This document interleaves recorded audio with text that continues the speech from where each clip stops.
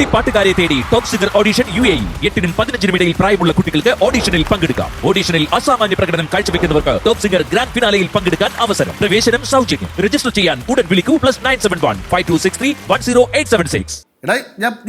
ഞാൻ പറഞ്ഞാ നീ ഇത് സൈറ്റിൽ പോകത്തത് പൂശി കഴിഞ്ഞ വീടല്ലടാ അത്. ഇലക്ട്രീഷ്യന്മാരെ വന്ന് പൈപ്പ് ലൈൻ വലിക്കാൻ വേണ്ടി ഹോൾ അടിച്ചിട്ടൊക്കെ അല്ലേ ആ ഹോൾ ഇപ്പോൾ തുറന്ന് കിടക്കില്ലടാ. ഇത്തിരി സിമെന്റ് വെച്ച് അടയടാ. അത് അടച്ചാലേ പെയിന്റ് അടിക്കാൻ പറ്റൂ. നീ ഇത് കളിക്കണ നാളെ തന്നെ ഒരാളെ വിളിച്ചിട്ട് പോടാ. മഴ നീ എന്തിനാണ് നീ മഴയൊന്നും നോക്കണം. നീ അകത്തോടാ പൂശി ഇറങ്ങണത്. നവാസച്ചാലെ ചീത്തല്ല വിളിച്ച് പറയാൻ കേട്ടാ. മര്യാദയ്ക്ക് പോതി. ആ പിന്നെ ദേഷ്യം വരൂലേ? ശരി. ആ വേറെ ചീത്ത വിളിയാക്കാൻ വേണ്ടി വെച്ചിട്ട് പോതി. എന്തിനെങ്ങനെ ബഹളം വയ്ക്കണേ ഒരാളോട് സംസാരിക്കുമ്പോ? ബഹളം വയ്ക്കാൻ ചീത്ത വിളിക്കുന്നൊക്കെ പറയണെന്തിനാ? എടി തൊഴിലാളികളെ കൈകാര്യം ചെയ്യണം. ഇങ്ങനെയൊക്കെ ചീത്ത വിളിച്ചാൽ പറ്റൂ. ഞാൻ അമ്മാരെ ചീത്ത വിളിച്ചില്ലെങ്കിൽ എൻ്റെ എഞ്ചിനീയർ എന്നെ ചീത്ത വിളിക്കും. അല്ല നീ ബാങ്കിൽ ചെന്ന് ഒപ്പിട്ട് പൈസ വാങ്ങിയ പോലെ അല്ല കാര്യങ്ങൾ. ഞാൻ വെറുതെ ബാങ്കിൽ ചെന്ന് ഒപ്പിട്ട് കളിക്കാനുള്ള വേറെ പണിയൊന്നുമില്ലല്ലോ എനിക്ക്. ഇതെന്താ ഇത്ര സീരിയസ്? എന്ത് പ്രശ്നം? എടാ പ്രശ്നം എന്ന് പറഞ്ഞാൽ വീട് വഴി സൈറ്റ് നടന്നുകൊണ്ടിരിക്കലടാ. പൂശെല്ലാം കഴിഞ്ഞ് ഈ ഇലക്ട്രീഷ്യന്മാർ വന്ന് പൈപ്പ് വലിക്കാൻ വേണ്ടി ഹോൾ അടിച്ചിട്ട് അത് അടച്ച് പൂശിയാലേ പെയിന്റ് അടി തുടങ്ങാൻ പറ്റൂ. ഇനിയിപ്പോൾ മഴയൊക്കെ വരാൻ നേരത്തെ കൂട്ടി പെയിന്റ് അടിച്ച് പാല് വെച്ച് കയറാനുള്ളതല്ലേ. അതേ ഓർഡർ എന്നെ ചീത്ത വിളിക്കൂലേ? എടാ വീടിൻ്റെ മുറ്റത്ത് പണി ഒരുപാട് കിടക്കുകയാണ്.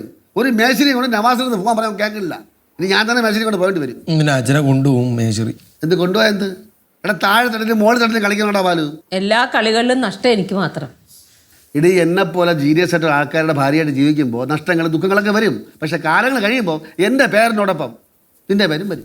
അയ്യോ ഈ ജീനസിന്റെ ഒപ്പം ജീവിച്ചപ്പോഴുള്ള ചീത്തപ്പേര് കാലാകാലായാലും മാറില്ല ദൈവമേ. അത് സഹിക്കണം.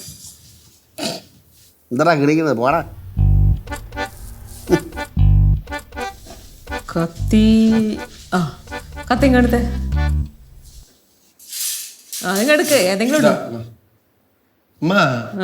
അച്ഛന്റെ കാര്യം പറഞ്ഞ ഒരു കണക്കിന് രസം തന്നെ കേട്ടാ. ബഹുരസം. എന്താ വിഷയം? എന്ത് വിഷയം? അച്ഛൻ ജോലിക്കാര്യം പറഞ്ഞ ഫോണിൽ കൂടെ ഒടുക്കത്തെ ഒച്ചയും ബഹളാ. അതെ അച്ഛന്റെ വീരവാദം പറച്ചിലുണ്ടല്ലോ അതൊട്ടും സഹിക്കാൻ പറ്റില്ല. അതിന് അങ്ങനെയാണല്ലോ അമ്മേ. അച്ഛൻ പറയുന്നതിൽ 40% കാര്യങ്ങൾ സത്യവും ബാക്കി മൊത്തം തള്ളാണ്. പിന്നെ പ്രത്യേകത എന്താന്ന് വെച്ചാൽ അച്ഛൻ പറയുന്ന കാര്യങ്ങൾ ബാക്കിയുള്ളവർ കേക്കോ കേൾക്കാതിരിക്കോ അച്ഛൻ ഇങ്ങനെ തള്ളിക്കൊണ്ടേയിരിക്കും. ആരും തള്ളണ കാര്യം പറയണം. അല്ല ചില ആൾക്കാരെ എന്തെങ്കിലും പറഞ്ഞാ എന്റെ പൊന്നു അവരെ തള്ളു സഹിക്കാൻ പറ്റില്ല. അത് തന്നെ എനിക്ക് അറിയാവുന്ന ഒരു കക്ഷിയുണ്ട്. ഭയങ്കര തള്ളാണ്. പുള്ളി മോനെ ദുബായിലാണ് ജോലി ചെയ്യുന്നത്. അവിടെ ആ പുള്ളിയാണെങ്കിൽ ഈ കണ്ടിടം തോറും കുഴിച്ച് അറബി കുറേ എണ്ണയൊക്കെ ഉണ്ടാക്കി കൊടുത്തു. അല്ല കക്ഷിയുടെ മോനാണ്. കക്ഷിയുടെ പറഞ്ഞാണ്. പിന്നെ ഈ കടലിൽ കപ്പൽ സ്റ്റക്കായി നിൽക്കും. പുള്ളി കരയിൽ നിറങ്ങി തള്ളി കൊടുക്കും. പുള്ളി കുഴിപ്പള്ളത്തുകാരനാണെന്ന് പറഞ്ഞു കേട്ടോ. ആ കക്ഷിയുടെ മോൻ എന്റെ ഭർത്താവ് അല്ലേ? എന്തിനാ അച്ഛൻ കുഴിപ്പള്ളത്തുള്ളവരെ വിളിക്കണേ? ഞാൻ അതിന് മാത്രം അച്ഛൻ എന്തെങ്കിലും പറഞ്ഞോ? ഇല്ലല്ലോ. നിനക്ക് എന്നെ ഇഷ്ടമില്ല അതെന്റെ കാര്യം. അച്ഛനെ എന്നെയാണ് ഇഷ്ടമല്ലാത്തത്. എനിക്ക് നിനക്കാണ് ഇഷ്ടമല്ല.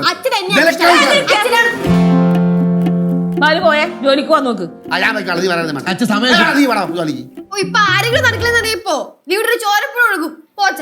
എന്തായാലും ഒരു കാര്യം ഞാൻ വളരെ നിഷ്പക്ഷമായിട്ട് പറയാവുന്നതാണ്. ഇപ്പൊ കല്യാണം കഴിഞ്ഞിട്ടാണോ എന്ന് ചോദിച്ചാൽ അങ്ങനെ വേണമെങ്കിൽ നമുക്ക് എടുക്കാം. ലച്ചു ചേച്ചി അച്ഛനെ കുറ്റം പറയാൻ കിട്ടുന്ന ഒരു അവസരവും കിട്ടാറില്ല. ഇതുകൊണ്ടാണ് നിനക്ക് ഞാൻ ആ ഓമനപ്പേരിട്ടത്. മറ്റേ ആ പേര് വേണമെങ്കിൽ ചേച്ചി അളിയനെ വിളിച്ചാൽ മതി. തന്നാണ്ടല്ലേ കേശേ? എന്തെന്നാ എടാ ഒന്നിനില്ല നിന്റെ അളിയനല്ലേടാ, നിന്റെ മൂത്ത ചേട്ടന്റെ സ്ഥലമല്ല. അങ്ങനെയൊക്കെ പറയാമോ നിനക്ക്? ഞാൻ ജസ്റ്റ് അച്ഛൻ മക്കളെ ലച്ചു നീ ഇടയ്ക്കിടയ്ക്ക് അവന് ആ വാക്ക് നീ വിളിക്കണുണ്ട്. അപ്പൊ അത് വിഷമമാണ്. അതുകൊണ്ടാണ് പറഞ്ഞത് ആ വാക്ക് നീ നിന്റെ ഭർത്താവിനെ വിളിച്ചോന്നാ പറഞ്ഞത്. അവൻ അതിന് രക്ഷപ്പെടാൻ വേണ്ടി പറഞ്ഞാണ്. രക്ഷപ്പെടാൻ വേണ്ടിയുള്ള വഴി കണ്ടുപിടിച്ചാണ്. അത്രേ ഉള്ളൂ. അവനൊരു രക്ഷപ്പെടാനുള്ള വഴി. നീ ആരെന്തോ ഇറങ്ങി ജോലിക്കാൻ പറയാ അല്ല അപ്പൊ ഞാൻ ആരാന്ന് ഇത്ര നാളായിട്ട് അറിഞ്ഞില്ലേ നിങ്ങള്? അത് കൊള്ളാം. അത് അറിയാണ്ടാണ് ഇവിടെ ജീവിച്ചതല്ലേ? അതിന്റെ ഒരു കുഴപ്പം ഈ വീട്ടിൽ കാണാനുണ്ട്. വേസ്റ്റ് ജോഡി രണ്ടും തള്ളു കേസുകൾ.